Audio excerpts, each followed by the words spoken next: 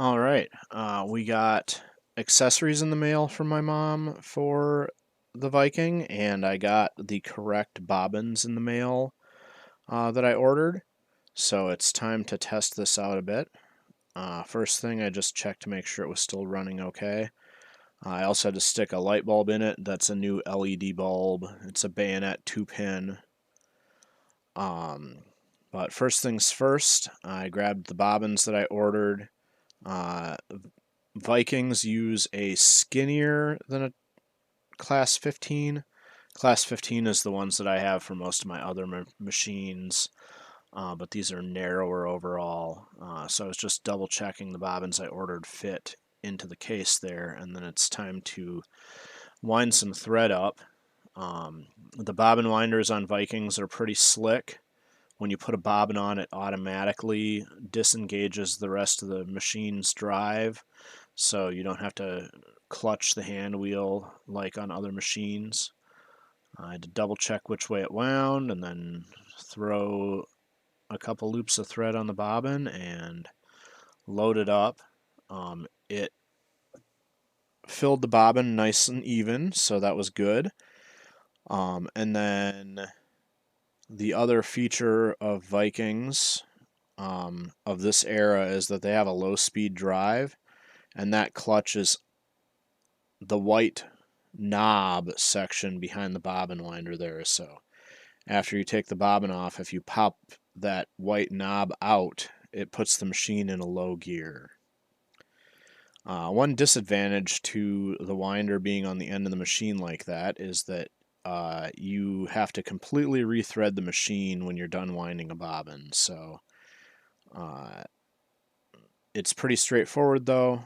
The thread comes across. There's a hook on the back side of the top of the case there that comes through the tensioner there, under a spring take up, through the take up arm there on top, and then down through two thread guides, one on the case and one on the needle bar clamp, and then into the needle so that we can get sewing. When I put the thread or the bobbin into the bobbin case for down below, it was very loose.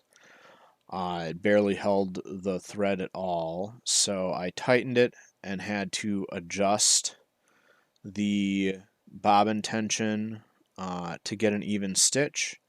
So I just had the upper tension set on the red dot, which is the average for the machine, and straight stitched. And every time I stitched, I checked the lock stitch.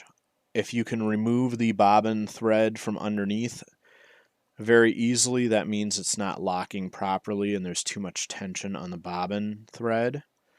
So I was just adjusting that until I got it right and testing it out, and I finally got it set to where it locks the stitch properly, and you can't just tug the bobbin thread out of the bobbin easily. After I got the bobbin tension set correctly, I checked the zigzag. The machine zigzagged very nicely, and I was pretty excited. So I grabbed a pattern cam. Vikings of this age have pattern cams. I think it's the Colormatic, as they called it. But each cam has a selection of 4 stitches on it.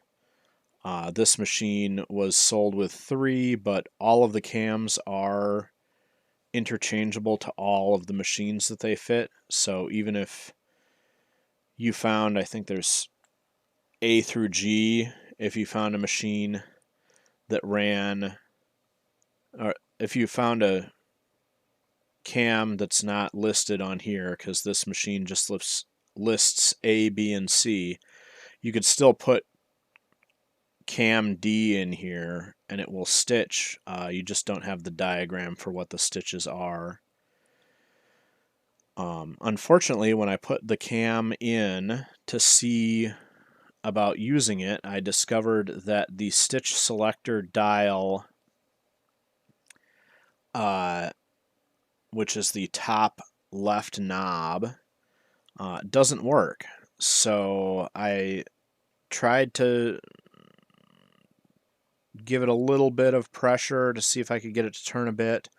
They're not always easy to turn on these machines, but when I applied a bit too much pressure, I did end up getting that knob broken free. So next we're going to be finding out whether we can get the stitch cams to work in this. It does straight stitch and it does zigzag,